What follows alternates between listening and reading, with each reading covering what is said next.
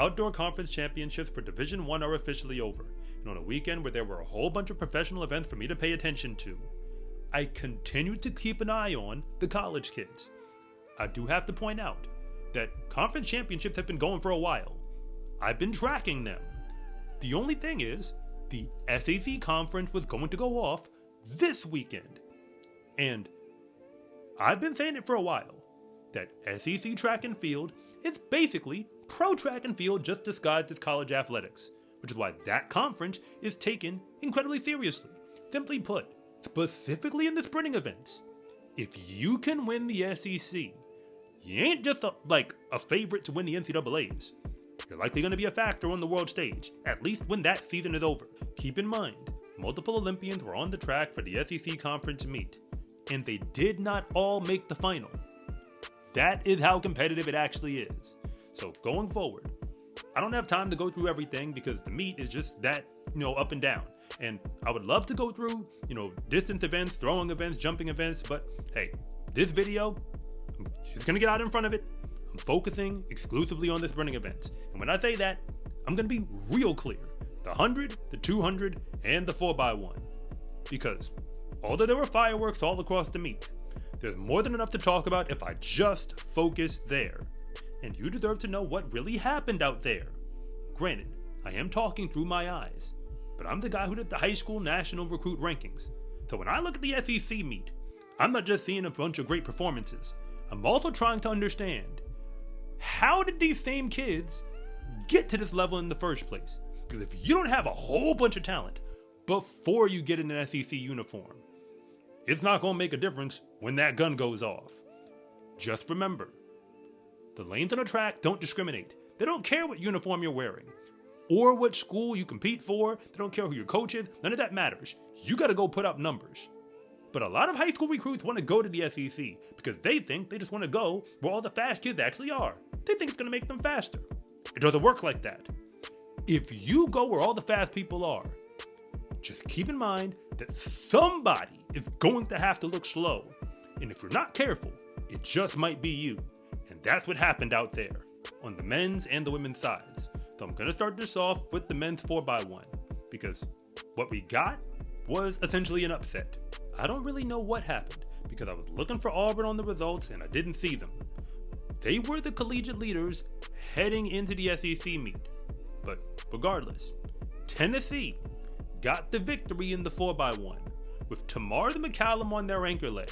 And I bring that up for a reason because all the other legs, trust me, I did my homework, I checked. None of those men have ever run individually at an NCAA championship meet, either indoors or outdoors. McCallum is the only one. And keep his name in mind because he was the #1 sprint recruit specifically in the 100-meter dash.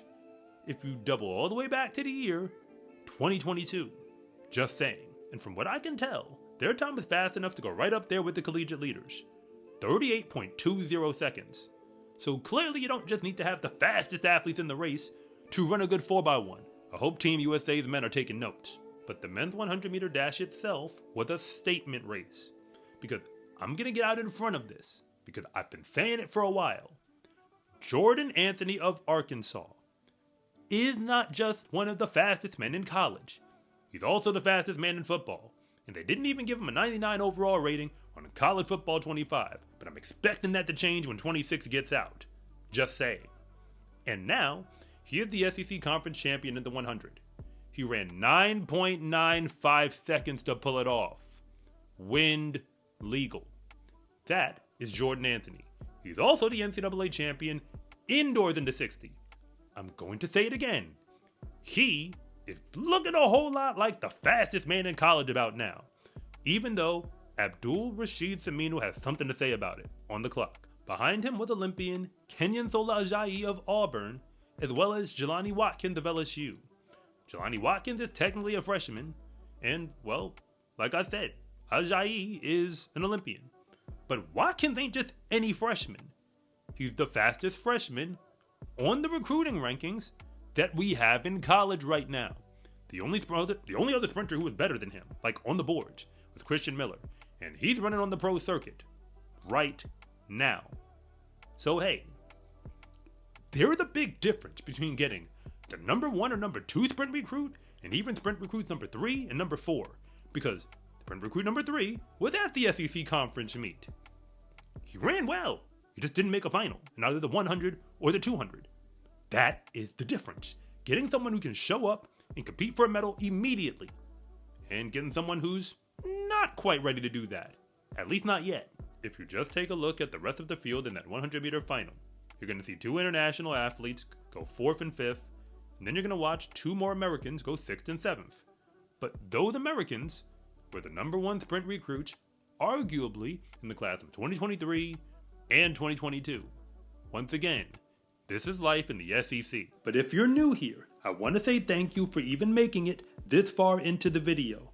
And I'm Coach Rob, the founder of SEArecruiting.com, where I rank the best track and field recruits across the entire nation. And if anything that I say actually connects with you, it is always greatly appreciated if you would please like and subscribe. But if I don't, just let me know in the comment section, because I try to read them all. And when you move on to the men's 200-meter dash, I have to admit that the results were incredibly shocking the moment that I looked at them, because I thought it was a foregone conclusion that Maka Sharamba of Auburn, also of Zimbabwe, who ran in the Olympic final in the 200, I gotta say that part, I thought he was definitely going to win the 200-meter final. The only other man who I thought could challenge him was probably Carly Makarabu of Kentucky, who also ran for Zimbabwe and was in that Olympic final. But he has been injured throughout the NCAA season outdoors. And even though he showed up to the SEC meet, he wasn't in 100% top form. So it is what it is. But Jordan Anthony decided that he wasn't just a 100-meter runner anymore. And I'm going to come back to that statement in a moment, because he decided to go out there and run the 200 and break the 20-second barrier. 19.93 seconds. That makes him the winner in the SEC, ahead of Maka Sharamba. I've already brought up recruit rankings in this video, and I'm going to do it again right now, because Jordan Anthony was actually the fastest 200-meter runner in high school the year that he graduated. So if you fast forward a few years, where he's a football player and a track athlete, it's not that surprising when you think about it that he might be able to win an NCAA championship. Jordan Anthony was always a very legitimate 5-star recruit. I'm talking top 10, forget sprint recruits, top 10 track and field recruits in the entire nation. He's been in college for a while, and he was always splitting his attention, for that matter still is, between football and track. And you can't really blame him, because the lack of infrastructure at the pro level in track means even if he is the fastest man in college, football pays better.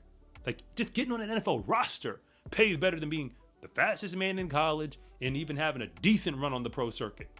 Just saying. So, I don't really have a horse in the race. I'm just going to enjoy the races as we get them, because Jordan Anthony took care of business for Arkansas, and his points specifically are the reason why they won the conference championship.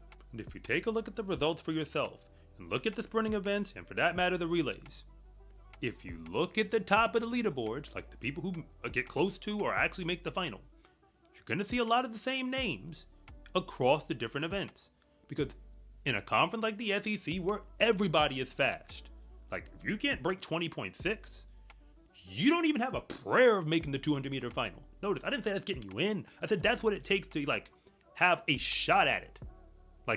Reasonably believe that if you lined up, you might make the final. Probably ain't gonna do it. Not with 20.6, 20.5. But you might have the talent to pull it off. If you can't do that, it's a wrap.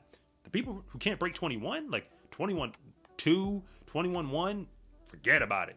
You just wallpaper now. You just somebody all the way out in the other lanes who we ain't even noticing. And the unique thing about the SEC is, with everything I just said, almost every sprinter who is on the starting line at this conference championship could likely win a conference championship somewhere else in D1.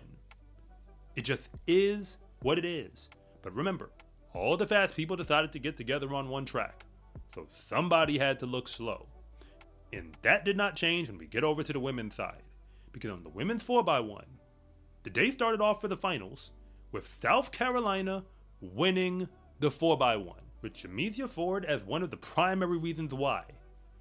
She's always proven, from the moment she got to college, that she has been in a class that very few people can touch. But this conference championship was something different, because she felt that after losing the NCAA indoor meet in the 200, she had to remind everybody how good she was. So she goes out there and wins the 4x1 with a roster that is fast, don't get me wrong, but they were not necessarily my pick to win. And then shows up to run the 100, not the 400, because she put down 400 both indoors and outdoors that showed that she had a shot to compete for a national title. But regardless, she runs the open 100 with all the fast ladies in the SEC and wins it. Granted, she had to go down to the thousands with Team of God Bless of LSU, but she wins it in 11.06 seconds, which is not her fastest time of the year, although this is the fastest one win legal. There was literally only one freshman in that women's 100-meter final who happened to be a mid-4-star recruit when she was coming out of high school last year, Charmel Holmes, who runs for Kentucky. But when you move over to the women's 200, that race, there's really no point in me bringing up other names because Jameesia Ford just runs away with that one, which was probably to be expected. So that means she leaves the SEC Conference Championship completing a sprint triple between the 4x1, the open 1, and the open 200.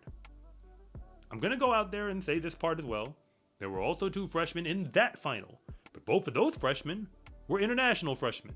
They never ran for an American high school. What's different about Jameesia Ford's performances from what we saw on the men's side is that South Carolina only finished 5th when you look at the team scores.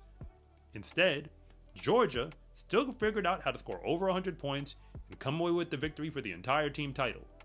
At this moment, I'm going to have to go here.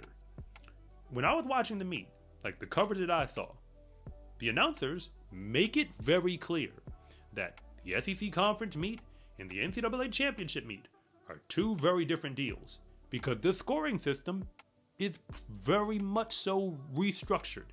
Yes, we still hand out 10, 8, 6, 5, 4, 3, 2, 1 points, but that's very misleading because the SEC Conference meet, every team gets to bring a certain amount of athletes and fill them out into the starting list. In other words, your entire team is going to go out there and compete.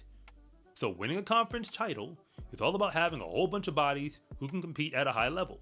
But winning a national title is about having a few of the best athletes that anybody has in the NCAA. If you have like Jameesia Ford and maybe 2 or 3 other athletes who are like, maybe not her level, but like something close to that, you can probably win a national title. Just like you would do the same thing on the men's side. Which is why Auburn, who really isn't a factor to win the conference championship, with all the fast sprinters they have, because I'm assuming their 4x1 is going to be out there at the NCAA meet, Auburn is now a threat to win the NCAA title. Even though they didn't really get close to winning a conference title. I mean, I don't personally like the system, but it is what it is. Conference championship weekend is way more than the SEC, and it's obviously way more than sprinting. But there's so much going on across all the 30 or so conferences, it's really hard to put it all into one video.